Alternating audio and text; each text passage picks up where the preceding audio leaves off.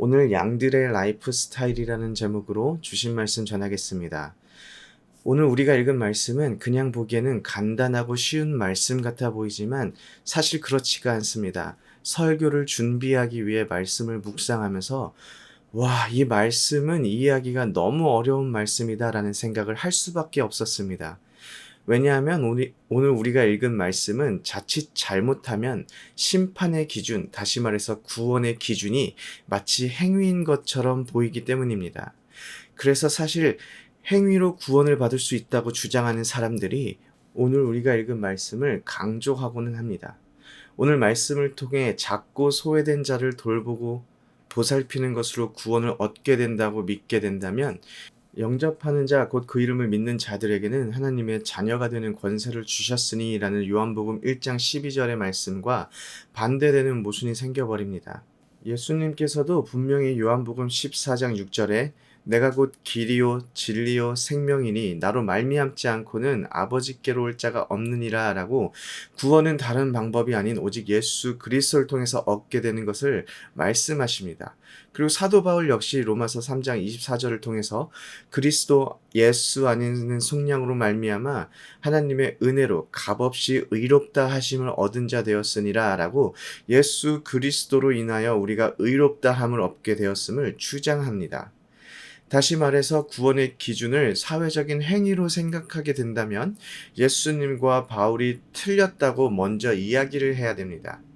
구원은 오직 예수 그리스도로 인해서 우리에게 은혜로 얻은 것임을 분명하게 확신해야 합니다. 그래야 우리의 구원의 확신이 흔들리지 않게 되는 것이지요. 그럼 오늘 말씀에서 우리에게 전하고자 하는 메시지가 무엇일까요? 31절을 보면 인자가 자기 영광 중에 다시 온다는 것을 알리는 것으로 오늘 말씀이 시작됩니다. 복음서, 특히 마태복음을 보면 인자라는 단어가 많이 반복해서 등장합니다. 인자는 말 그대로 사람인의 아들 자자를 써서 사람의 아들이라고 생각할 수 있지만 사실 다니엘 7장은 다니엘의 환상에 대한 절인데 13절에 이런 말씀이 있습니다. 내가 또 밤 환상 중에 보니 인자 같은 이가 하늘 구름을 타고 와서 옛적부터 항상 계신 이에게 나와 그 앞으로 인도되매라고 기록되어 있습니다. 이어지는 14절에는 인자가 권세와 영광과 나라를 얻고 그 나라는 영원할 것이라고 예언되어 있습니다. 이스라엘 백성들은 다니엘의 환상에 묘사되는 인자를 메시아로 생각하였습니다. 예수님께서는 다니엘서의 그 인자가 자기 자신이라고 말씀하고 계시는 것입니다. 그 인자가 31절에 다시 온다고 기록하고 있습니다. 예수님께서 오시는 것은 예기치 못한 갑작스러운 일이 될 것입니다. 그리고 모든 민족을 모아서 목자가 양과 염소를 구분하는 것과 같이 구분할 것이라고 32절에 기록되어 있습니다. 예수님께서 다시 오실 때에는 분명한 구분이 있을 것이라는 것이지요. 33절을 보니까 양은 그 오른편에 두고 염소는 왼편에 둡니다. 그리고 34절을 보면 그때의 임금이 그 오른편에 있는 자들에게 이르시되 내 아버지께 복을 받을 자들이여 나와 창세로부터 너희를 위하여 예비된 나라를 상속받으리라 라고 말씀하십니다. 그리고 35절에 오른편에 있는 자들이 행한 일들을 나열하십니다. 내가 줄일 때에 너희가 먹을 것을 주었고 목마를 때에 마시게 하였고 나그네 되었을 때에 영접하였고 헐벗었을 때에 옷을 입혔고 병들었을 때에 돌보았고 옥에 갇혔을 때 와서 보았느니라. 그런데 오른편에 있는 사람들의 반응이 영 묘합니다. 자기들이 아무리 생각해도 임금님에게 이런 일을 한 기억이 없습니다. 임금님이 줄이고 목마르고 나그네 되었고 헐벗었고 옥에 갇혔던 적이 있나 싶은 생각이 들기도 했을 것입니다.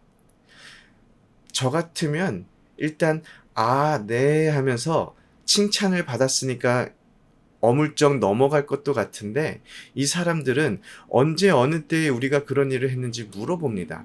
그러자 40절에 임금님이 대답하는데 내가 진실로 너희에게 이르노니 너희가 내 형제 중에 지극히 작은 자 하나에게 한 것이 곧 내게 한 것이니라 라고 말씀하십니다.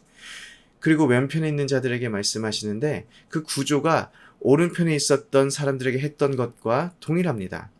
42절부터 보면 내가 줄일 때에 너희가 먹을 것을 주지 아니하였고 목마를 때에 마시게 하지 아니하였고 나그네 되었을 때에 영접하지 아니하였고 헐벗을 때에 옷 입히지 아니하였고 병들었을 때에 돌보지 아니하였느니라.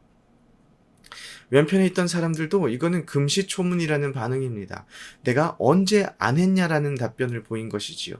45절의 임금이 이 지극히 작은 자 하나에게 하지 아니한 것이 곧 내게 하지 아니한 것이라 라고 대답하고 46절에 그들은 영벌에 의인들은 영생에 들어가리라 하시니라 라고 대답하십니다. 선한 일을 한 사람이 구원을 받고 선한 일을 하지 않은 왼편에 있는 자들이 영벌에 들어가는 장면을 보면서 예수님은 참으로 공평하신 예수님이다라는 생각이 드십니까? 저는 오늘 본문을 통해서 선한 일을 한 사람이 구원받고 선한 일을 하지 않은 사람들을 영벌에 보내는 것이 예수님의 가르침이라면 예수님은 너무 불공평하다라는 생각을 떨칠 수가 없습니다. 우선 선행이 구원의 이유가 된다면 오른편 왼편에 있는 모든 사람들이 임금에게 내가 언제 그런 일을 했습니까? 혹 내가 언제 그런 일을 하지 않았습니까? 라고 되묻는 것을 통해서 오른편 왼편 모든 사람들이 구원의 조건을 미리 알지 못했다라는 것을 말하고 있습니다.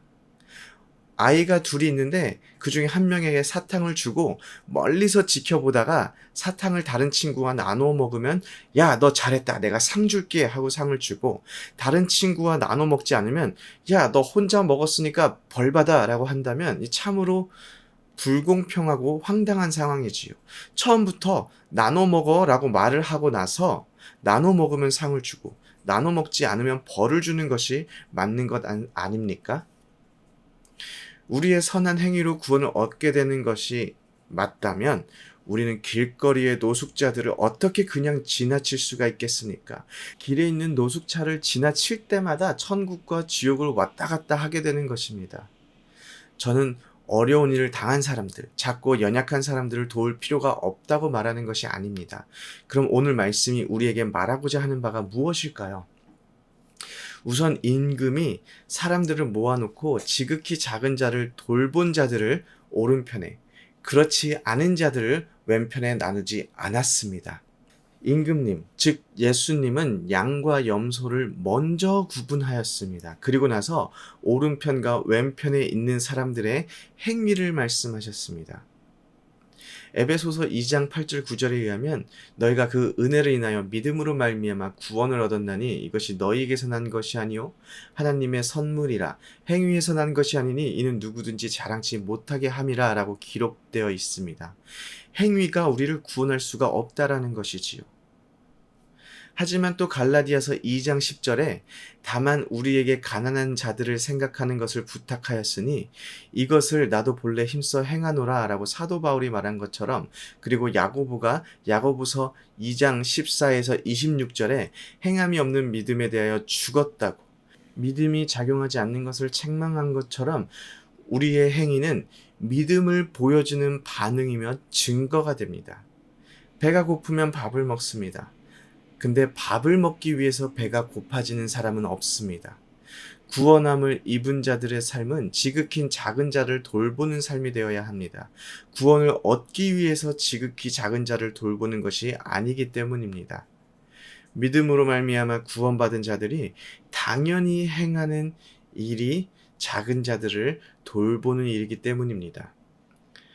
믿음으로 구원을 입은 우리의 삶을 통해서 믿음을 보여주기를 원합니다.